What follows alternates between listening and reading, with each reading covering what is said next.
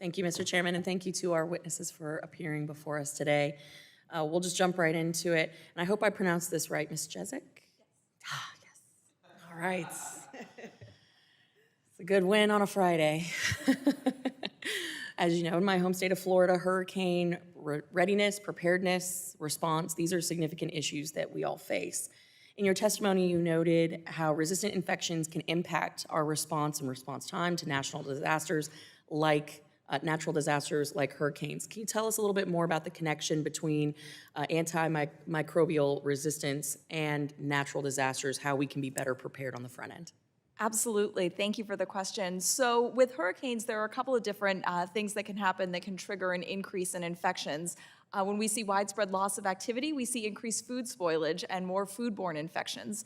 When we see decreases in access to safe water, and when we see interactions with floodwater, we start to see more infections from waterborne pathogens. When people need to leave their homes and have to go to emergency shelters, those shelters can be very crowded. That's a very easy area for infections to spread. Many of those infections can be resistant. Even when those infections are not resistant, if individuals are given antibiotics, that can help fuel future resistance.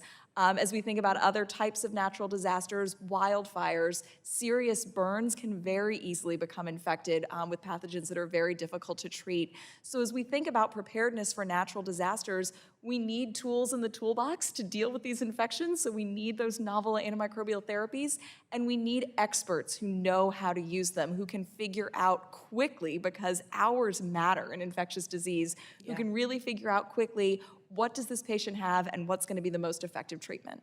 Thank you. And just to build on that, so taking it from a natural disaster to maybe a national security threat, a national or even global incident. You talk about all the different ways in which antimicrobial resistance could lead to a national security crisis.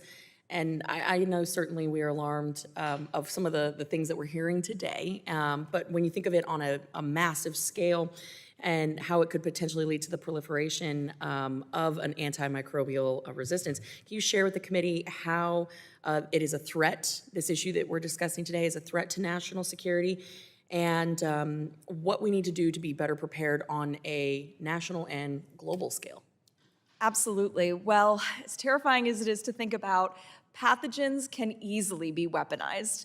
And the pathogens can be engineered to become more resistant and weaponized. And if some bad actor were to weaponize an antibiotic-resistant pathogen and spread it across the United States, we are not prepared. We don't have the therapeutics that we need. We don't have the diagnostics that we need. We don't have as many infectious diseases experts as we need. Even getting away from bioterror specifically, any mass casualty event where you have a lot of people in a hospital, that can be any kind of terrorist attack, it can be another pandemic. If our hospitals get overwhelmed, we start to see these infections really flourish, and we need more tools in the toolbox. Thank you for that. This is getting scarier as we go through this. I'm so sorry. My apologies to everyone on a Friday. But it is important, and you know, you hit on this. So I'm gonna shift to Miss I hope I get it right. Denigan McCauley. Okay. So your report discusses 4 areas for addressing this issue, AMR: surveillance, testing, treatment, and stewardship. Of these, which is the most important, and what should this committee be prioritizing? Yeah, unfortunately, I can't tell you which is the most important because they all go hand in hand. As we had mentioned, this is a One Health approach. It's very complex. So for example, if you create a new antibiotic, if you don't have judicious use of that antibiotic, you're just going to end up with resistance again. So really, they all go hand in hand. You have to understand the magnitude. You have to be able to track the spread for all the different things that we've talked about today. Thank you. And the GAO based on your work, what has the federal government done to combat AMR, and how successful have those efforts been? And I fear that I know the answer to this question, but for the record. I do want to give credit. There has been a lot of work, and as we've talked about before, there have been task force. Having leadership and sustained attention is absolutely critical. It's something that GAO feels very strongly in, and having hearings like we are having today and continuing this attention. Our report came out in 2020, unfortunately in the midst of the pandemic.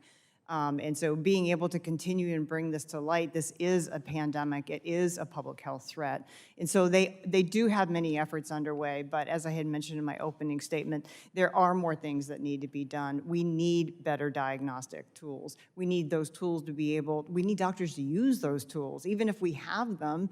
You know, when someone walks in with a screaming baby and they're like, I have an ear infection, and the doctor only has a few minutes with them, are they going to take the time to decide whether or not, you know, they're giving the right antibiotic to treat the right bug, has been mentioned before. So it's quite complicated, and there's a lot of things, but more is definitely needed, and GAO continues to track this as we go forward. Thank you. My time has expired. With that, Mr. Chairman, I yield back. Gentlelady yields back. Now recognize the gentlelady from Illinois, Ms. Schakowsky, for her 5 minutes of questioning. Thank you so much, Mr. Chairman. I want to thank our witnesses so much. This is so very, very important.